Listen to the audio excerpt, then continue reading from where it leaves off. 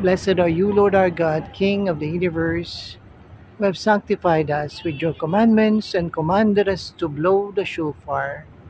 O Lord God, kayo po ang nagseset ng appointment ng mga panahon at paghahati ng mga season upang ma-fulfill ang inyong kalooban.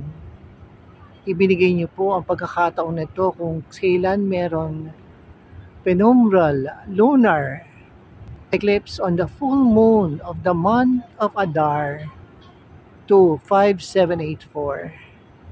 And because of this, pinagsama-sama niyo po kami ni Pastor Oni at ni Honorary Consul George Marquez from Mindanao. Lord, you've given us a vision.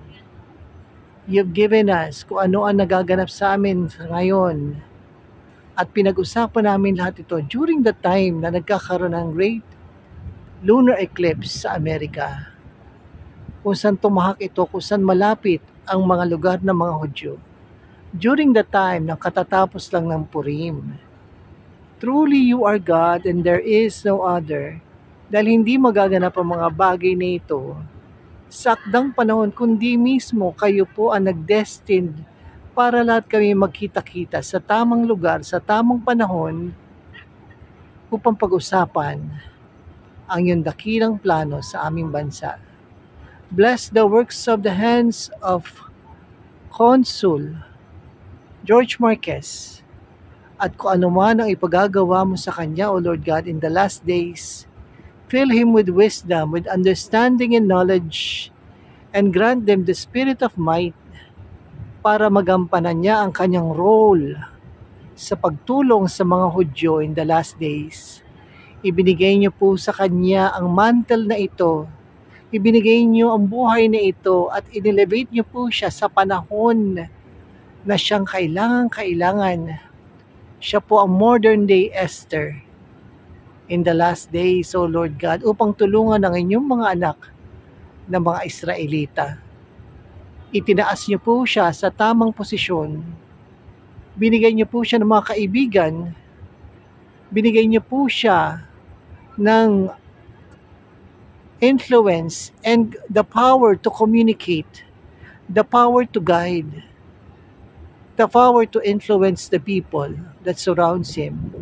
Establish his realm. Establish, O Lord God, your perfect will upon him. And let your kingdom come. Let your perfect will be done in his life and his family, in the Honorary Consul of Israel in Mindanao. And let the prophecy of the Revelation 12, wherein there was a great eagle that assisted the Israelites fleeing from the hands of the dragon at dadalhin sila sa ilang. May he be that eagle, O Lord God. This I pray in the name of our Lord, Yeshua HaMashiach, Ora Olam, the light of the world, who bowed Israel, the glory of Israel, Ari Yahudan, the lion of the tribe of Judah. Amen.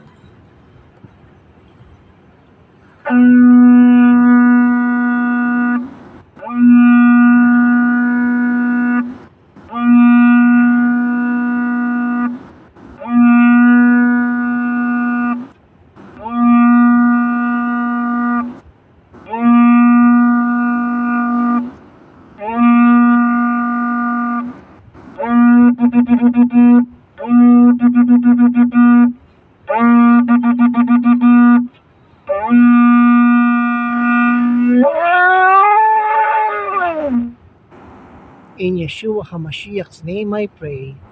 Amen.